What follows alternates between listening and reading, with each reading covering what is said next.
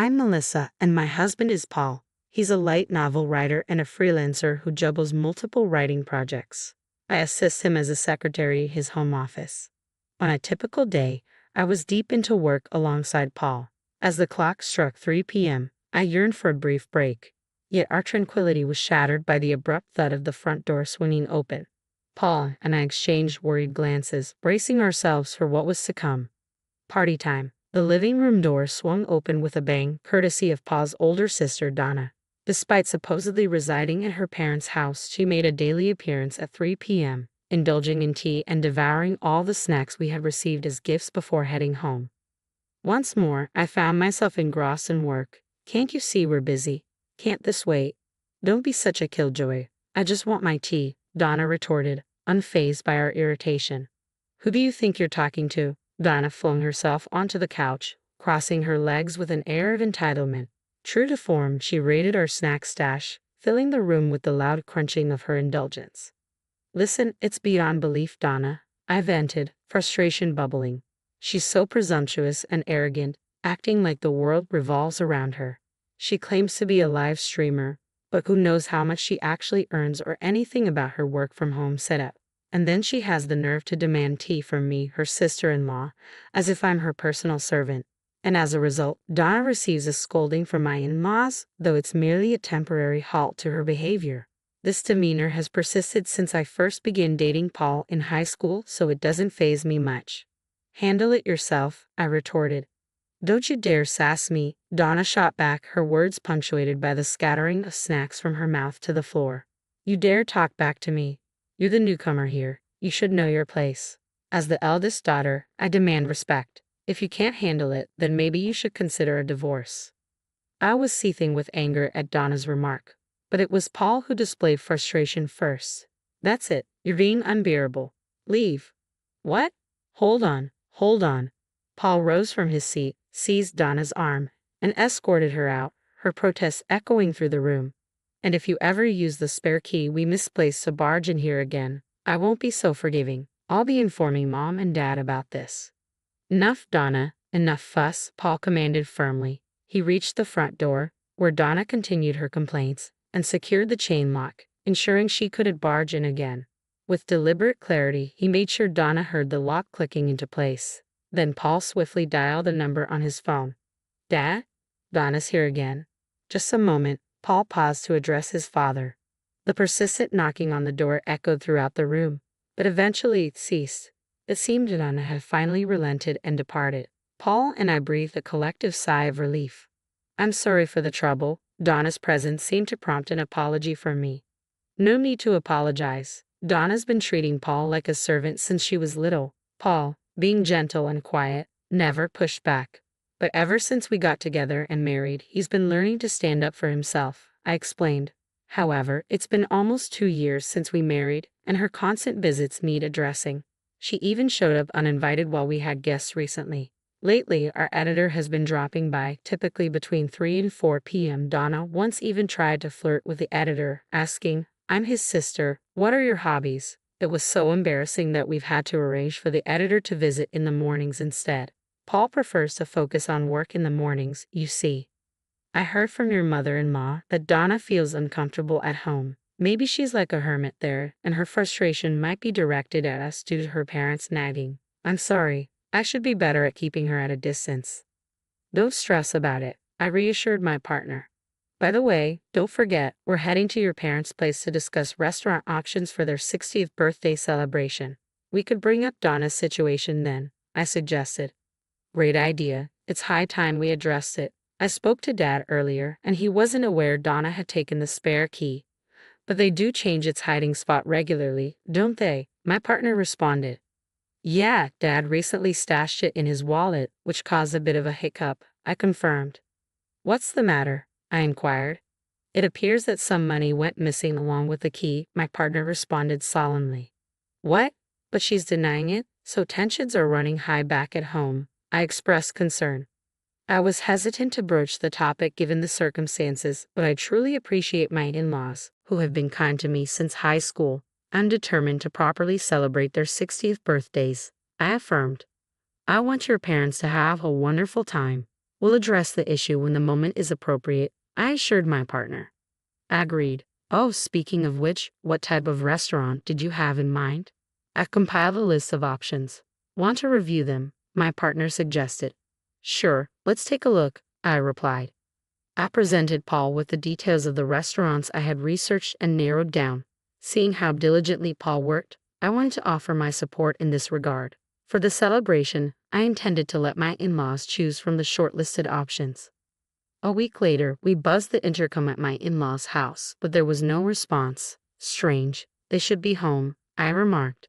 Their car's not here. Maybe they're out, Paul suggested. Probably shopping. Getting things ready for our visit, I added optimistically. Well, let's just go in and wait, Paul decided. Using the spare key, Paul unlocked the front door. As we stepped inside, hurried footsteps sounded from the second floor. Descending with a noisy clatter was Donna. Couldn't you have answered the intercom if you knew we were coming? I scolded. I'm busy, Donna snapped back. Hello, sister-in-law, Donna greeted me curtly, as usual. But her hurried descent hinted at another reason for her sudden appearance. Did you two prepare for Mom and Dad's 60th birthday celebration? Donna inquired. Yes, we did. Why do you ask? I responded. Where is it? Show me, Donna demanded. Ha! But you said you weren't coming, sis, I reminded her. I changed my mind. Just show it to me, Donna insisted. Here it is, Paul replied, revealing the setup. Originally, Donna had planned to skip the celebration altogether. Do we really need to celebrate that? She had remarked. But the true reason behind her reluctance was something unexpected from a daughter. Yet for some unknown reason, she decided to join. Oh, look at the esteemed writer, huh? You must be swimming in success. This fancy restaurant you've chosen, quite the high roller move, Donna remarked, eyeing the information she snatched from Paul with a snide chuckle. Why do you have to say things that irritate me? Paul snapped back.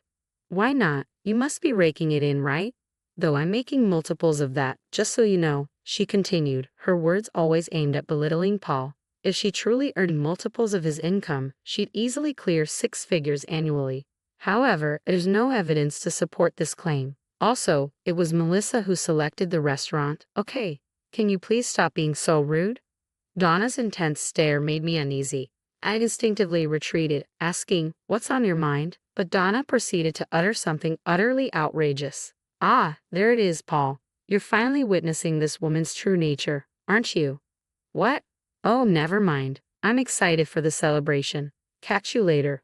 Paul brushed off the comment. Donna then forcefully ushered both of us out the door. Strangely, she held onto the document, continuing her disruptive behavior yet again.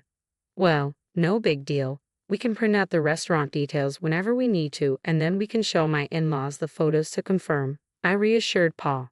As it happened, our in-laws had completely forgotten about our visit that day and had gone to a Sunday farmers market instead. They apologized to us later for the mix-up.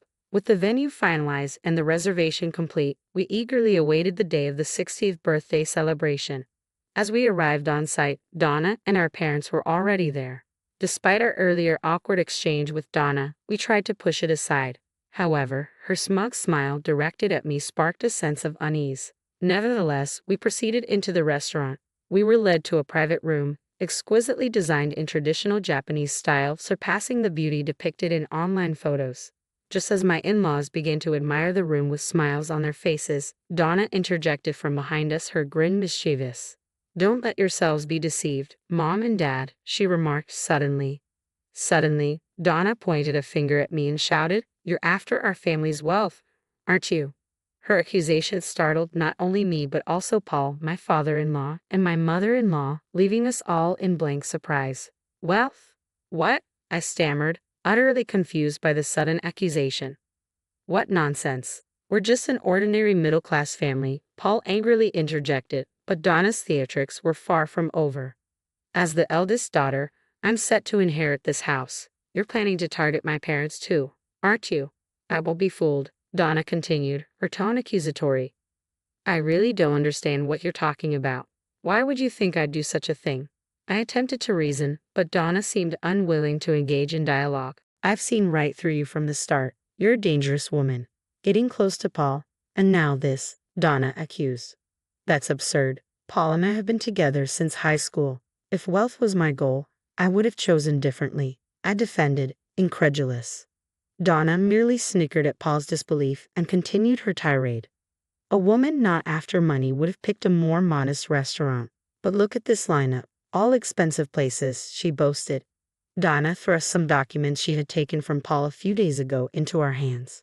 What's the point? I asked. Don't you see? This woman believes she can manipulate your wealth however she pleases. Simple-minded men, Donna jeered, bursting into laughter, oblivious to our growing realization of the situation's hopelessness. I won't hand over the family's wealth. Paul, do you see now? This woman's true colors, Donna declared, urging Paul to understand. Having her as family is a nuisance. You two should divorce. Paul, this is an order from your elder sister for the peace and security of our home. You need to divorce her and leave. Stay away from my parents, Donna yelled, advancing towards me aggressively. That's when Paul intervened, stepping between Donna and me. What on earth are you saying? Apologize to Melissa right now. Wait a moment, Dad, Paul interjected. What's this about money? Absurd. Melissa has been helping us organize our 60th birthday celebration, and you should be doing the same. Instead, you're creating unnecessary drama, Paul's father interjected. No, Dad, take a look at this, Donna insisted, flustered as she hurriedly handed the documents to her father. My father-in-law perused the documents. If you look closely, you'll understand. She's chosen outrageously expensive venues. She's draining the wealth of a middle-class family like ours, and all the expenses are falling on you and Mom, right? Am I mistaken? He concluded with a heavy sigh. Paul and I, along with my mother-in-law, were left speechless. Oh, what? Paul's confusion was evident. She's claiming we're footing the bill for the 60th birthday celebration, I clarified. Huh? Donna's eyes widened in surprise. Well, it would be rather odd for the honoree to foot the bill, she reasoned. Wait a moment, so you're insinuating Melissa is still spending Paul's money recklessly?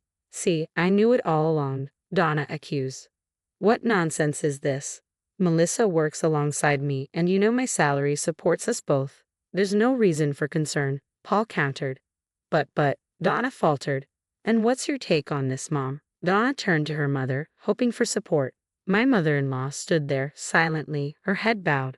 Exactly, Mom, you understand, right? Donna appealed. Listen, each of these venues holds cherished memories for your father and me, my mother-in-law explained. Donna was stunned. Melissa specifically consulted us about it. She wanted to incorporate our memories into the celebration and choose a menu based on them, my mother-in-law continued. No way, your disrespectful accusations are truly shameful. My mother-in-law's voice quivered with emotion. Tana was finally realizing her misconceptions, but it was too late to amend her errors. A realization that would soon become painfully clear. You've caused enough trouble. You're not welcome here anymore. Go home, Paul's father declared. But Dad, why are you being so harsh? I'm your daughter. You can't just throw me out, Donna protested. But you were planning on not attending in the first place, weren't you? Don't worry about the cancellation fee. I'll cover it, Paul's father replied firmly. Wait, hold on. It seems we've failed in raising you properly. We've indulged you as our daughter, but now we've reached our limit. Leaving is for the best. Don't make decisions without consulting us, Paul's mother added, turning to Donna. I agree. What do you, Paul, and Melissa think? My mother-in-law's smile was unsettling as she spoke cheerfully. Donna looked at us with teary eyes as if pleading for help, but I remembered your sister's advice not to intervene in family matters. No, that was about my parents, I interjected. Ah, I see. Then I'll keep my distance. Please leave, my mother-in-law concluded, her tone final. Sister-in-law, Donna reached out for me, but my father-in-law swiftly intervened, positioning himself between Donna and me. Go home, he commanded, his voice low and stern. Donna glanced at my father-in-law's determined expression, recoiled, and promptly exited the restaurant. Afterward, we celebrated my in-laws' 60th birthdays and savored our meal. Upon returning home, it was apparent that Donna had been sulking. However, my father-in-law reiterated that she should leave. Donna burst into tears and caused a scene, prompting us to contemplate sending her to a rehabilitation facility.